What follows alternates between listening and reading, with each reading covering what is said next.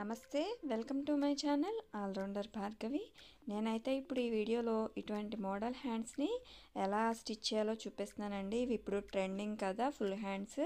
దీనికోసం 25 ఇంచెస్ పొడవు హ్యాండ్కి క్లాత్ తీసుకున్నాను.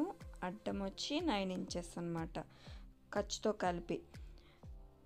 ఇది పొడుగు చేతులు కాబట్టి డౌన్ 3 ఇంచెస్ దగ్గర మార్క్ చేసుకొని నార్మల్ హ్యాండ్ లాగానే ఫస్ట్ డ్రా చేసేసుకోవాలి.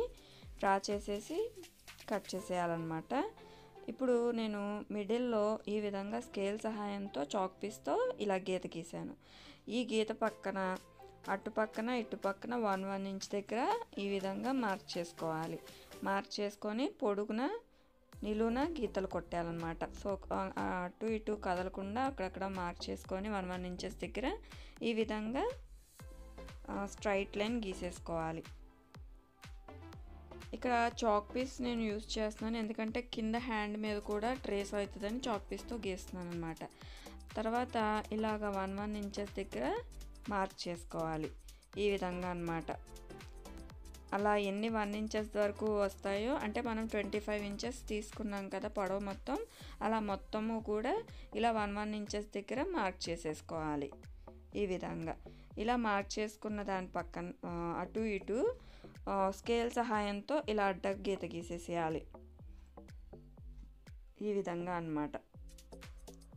అంటే 2 బాక్సెస్ వస్తాయన్నమాట, 1 ఇంచెస్ బాక్సెస్. ఈ విధంగా మొత్తము గీతలు గీసేసుకోవాలి. ఇక్కడ నేను వీడియోలో చూపిస్తున్నట్టు ఒక బాక్స్ వదిలేసి ఇంకొక బాక్స్కి అలాగా క్రాస్ లైన్స్ గీసుకోవాలన్నమాట. మొత్తం అన్ని బాక్సులకి ఇటువైపు వచ్చేసరికల్లా ఈ గ్యాప్ దగ్గర బాక్స్లో డౌన్కి గీసుకోవాలి, అటువైపుకి అన్నమాట. ఈ విధంగా గీసుకోవాలి. ఒకవైపు ఏమో పైకి గీయాలి, ఇంకోవైపు కింద వైపు గీసుకోవాలి. ప్రతి బాక్స్కి గ్యాప్ ఇవ్వాలి. ఈ బాక్స్ లెంత్ వచ్చి 1 ఇంచ్ వెడల్పు ఉంటుంది. 1 ఇంచ్ పొడవు, 1 ఇంచ్ వెడల్పు, ఈ విధంగా ఉండేటట్టు చూసుకోవాలి. ఇది చాక్ పీస్తో తీసాం కాబట్టి ట్రేస్ చూసారా, రెండో హ్యాండ్కి కూడా మళ్ళీ కొలుచుకునే పని లేకుండా ఎలా పడిపోయిందో. బీస్ ముక్క గీస్తే మనం మార్క్ చేసుకుంటాం కదా, దాంతోనే గీసుకోవచ్చు. నేను వైట్ పెన్సిల్ యూస్ చేస్తున్నాను, ఇక్కడ కొంచెమే కనిపిస్తుంది కదా, సో దాని ప్రకారం వైట్ పెన్సిల్తో మళ్ళీ ఇంకొంచెం మార్క్ చేసేసాను. ఇప్పుడు సూది దారం సహాయంతో ఇక్కడ మనం ఏదైతే క్రాసులు గీసామో ఒక కొస నుంచి ఇంకో కొస, కోణం దగ్గర నుంచి ఇంకో కోణంకి ఇలాగా అటాచ్ చేసుకొని ముడి వేసుకోవాలి. ఈ విధంగా అన్నమాట. ఒక కోణం దగ్గర నుంచి ఇంకో కోణం వరకు ఈ విధంగా తీసుకొని దగ్గరికి లాగి ఒక ముడి వేయాలి. కొంచెం క్లాత్ అటు కొంచెం ఇటు కొంచెం క్లాత్ తీసి ఒక ముడి వేసుకోవాలి. కొంచెం దారం వీడియోలో చూపిస్తున్నట్టు ముడి వేయాలి. అలాగా ప్రతిసారి కట్ చేయకుండా ఇక్కడ నిలువుగా గీత మీద ఈ విధంగా ఫస్ట్ క్లాత్ దగ్గర ముడి వేసుకుంటే ఈజీగా పత్తగా కట్ చేయాల్సిన పని లేకుండా ఇలా ముడి వేసుకోవాలన్నమాట. ఇదిగోండి, ఇప్పుడు ఈ టైప్గా ముడి వేసాం కదా.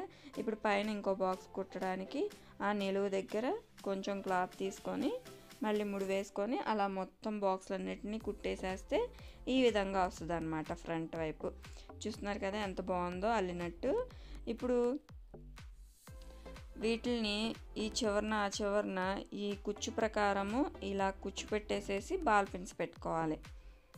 మళ్ళీ కుట్టేటప్పుడు బాల్ పిన్స్ తీసేయచ్చు, ఈజీగా ఉంటుందని చెప్పి నేను బాల్ పిన్స్ పెడుతున్నాను. ఈ విధంగా బాల్ పిన్స్ పెట్టుకొని దీని మీద ఒక స్టిచ్ వేసేయాలన్నమాట. ఇక్కడ మనం మధ్యలో ఎన్ని కుచ్చులు అయితే పెట్టామో అన్ని కుచ్చులు ఈ చివరన ఆ చివర పెట్టుకోవాలన్నమాట. ఇలా మొత్తం బాల్ పిన్స్ పెట్టేసినాక కదలకుండా ఈ కుచ్చు మొత్తం పోకుండా ఈ చివరన ఒక స్టిచ్ వేసేయాలి. స్టిచ్ వేసేసినాక హ్యాండ్ కింద జాయింట్ చేసేయటమే. ఇదిగోండి, ఇక్కడ స్టిచ్ వేసేస్తున్నాను. ఈ విధంగా మొత్తము కూడా స్టిచ్ వేసేసేయాలి. అటు ఇటు 2 వైపులన కూడా మనం ఇలా కుచ్చు పెట్టేసుకొని చివరన బాల్ పిన్స్ పెట్టుకుంటే ఈజీగా ఉంటుందన్నమాట కుట్టేటప్పుడు. ఈ విధంగా 2 సైడ్లని కుచ్చు పెట్టి స్టిచ్ చేసేయాలి. ఇది పొడవు 25 ఇంచెస్ పెట్టాం కదా, ఈ కుచ్చు పెట్టేసరికల్లా మొత్తం పొడవు ఒక 13, 14 అలా వస్తుంది అన్నమాట. ఈ విధంగా మొత్తం హ్యాండ్ జాయిన్ చేసేస్తే హ్యాండ్ లుక్ అయితే ఈ విధంగా ఉంటుంది. మీకు కనుక ఈజీ అనుకుంటే డ్రెస్సెస్కి స్టిచ్ చేసుకోవచ్చు, చాలా ఈజీ అండి. Please subscribe my channel.